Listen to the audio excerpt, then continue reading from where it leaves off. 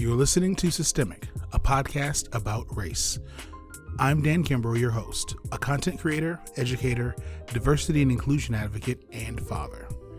Each episode, we will explore a new aspect of race and racism in America, the aim to educate and explain the intertwining of race as a systemic part of American culture. We hope each episode enlightens and drives you to work towards an anti-racist future.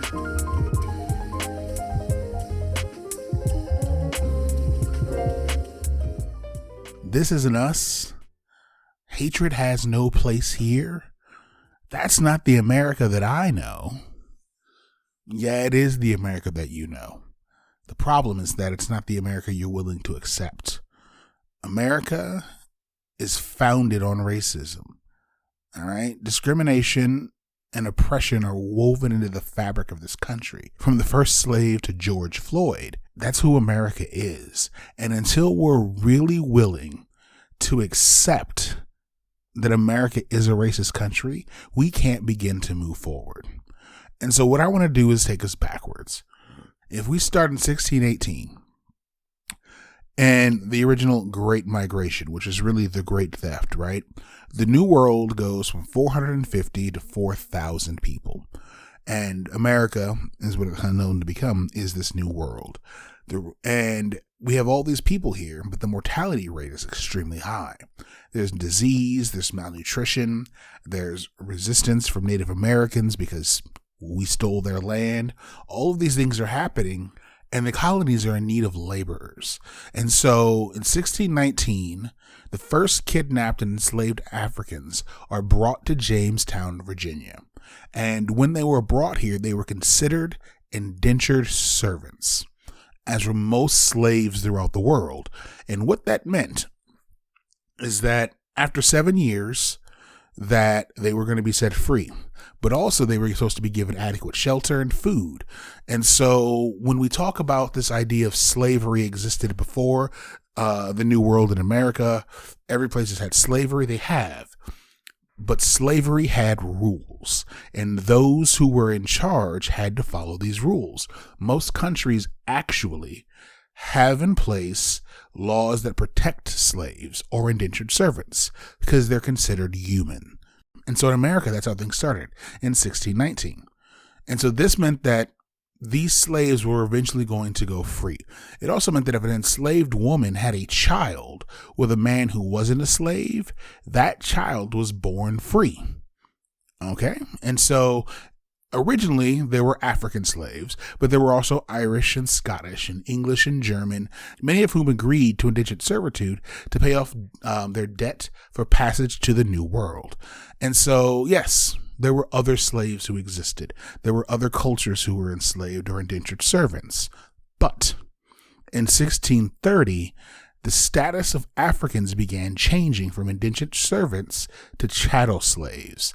And this meant that slaves were actually property who could be bought, sold, traded, or inherited. And so it becomes now that the English and the German and the Scottish and the Irish, because they're not African, they are eventually set free as per their agreements, but the African slaves are not. And so slavery now becomes this sort of race and caste system. In 1640, the first indentured servant was sentenced to slavery.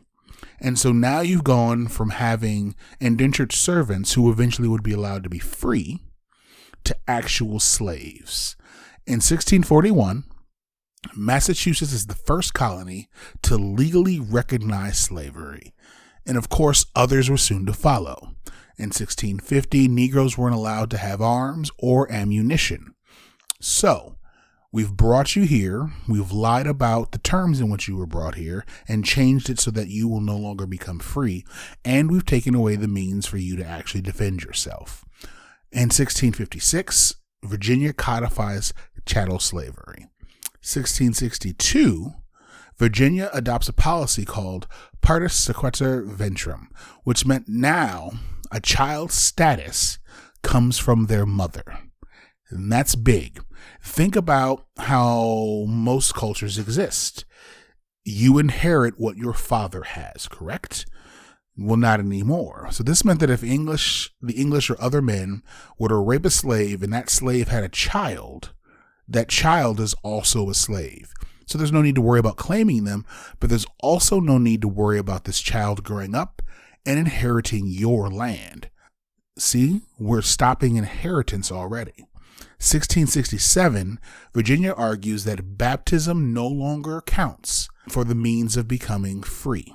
So, slowly, you can see over time, they start stripping away the rights of slaves. They change the status of what it meant to be a slave. And now they're removing ways in which you can actually gain your freedom. 1662, in Virginia, slaves bought by Christians are no longer considered Christian when they're purchased. Therefore, they can't be citizens and they have no rights. 1705, Virginia states that all servants imported and brought into the country who weren't from a Christian country to begin with shall be considered a slave. And so a Negro, mulatto, and Indian slaves shall also be held as real estate. During the 1700s, the number of slaves on British ships explodes. It goes from about 5,000 a year to 45,000 a year. And they become the number one slave trafficker in the world. And so this demand for labor and growing land and acquisitions and all these things start to be what fuel this idea of human trafficking. We can get labor. They will work the land, and they're from a harsh climate, so they can work here in the United States and, well, in the New World. And so they start acquiring it and making all this money, but the slaves aren't being paid. In 1787, all right, the Constitution includes the 3/5 Compromise, which meant that Southern states could not count their slaves as full individuals. The reason for this was that the North didn't want it to happen. The amount of slaves that existed in the South, if they were each given a full person status and were allowed to count when it comes to representation for states' rights, when it comes to voting, when it comes to all these things, the South would have more power than the North. So the North decided slaves would only be 3/5. And so this agreement goes through and allows them to continue importing slaves in the South. And also the North agrees that escaped slaves that were in the North had to be returned to the South. And so we think of the South as sort of being the egregious ones when it comes to slavery, but the North, while they didn't have as many slaves, were just as guilty. They agreed that slaves didn't count as whole individuals and that they would return these slaves to the South as a way of keeping peace and order in the country. And there was also a lot less agriculture in the North. So slavery really wasn't all that profitable. And the South starts to see it less profitable as well because of the price of tobacco. Well, then enter Eli Whitney in the cotton gin. Well, slavery becomes profitable again. In 1857, Dred Scott decision comes down that slaves were subhuman property with no rights of citizenship. And so between 1618 and 1857, all of the rights, all the means to defend themselves, and all of the ways of becoming free have been stripped from these Africans. And so they are literally at this point subhuman. And then in 1861, the Confederate States of America are formed, and they succeed. And the reason for this is that they want to preserve states' rights, aka slavery. All right. They want political liberty for the whites. They want to be able to control their slaves and all of their profits. And then they want the government, aka the North, to stay out of their business. And this is what leads to the Civil War. And then the preliminary Emancipation Proclamation comes out in 1862. And this frees all slaves, including those in states that are still in rebellion. The idea being that if we can get these freed slaves now to stand with the North, we have a chance of defeating the South. Then in 1865, the 13th Amendment outlaws all practice of slavery in the U.S., unless, in one instance, the person has been convicted of a crime. And that leads to numerous issues that we're still dealing with today when it comes to the incarceration system because of how we treat individuals. But you can see, again, this run of through the Civil War, that America has gone through all of these things to strip individuals of their rights and but literally make them subhuman. So 1865, the 13th Amendment comes out. Slavery is over. Yay, it's been outlawed. Well, December 24th, 1865, the KKK was founded. And so in response to the fact that slaves are now free, it's an illegal practice, and that the South has lost the war, the KKK ends up being founded. So when we talk about this idea that this is who America is, this literally is who America is.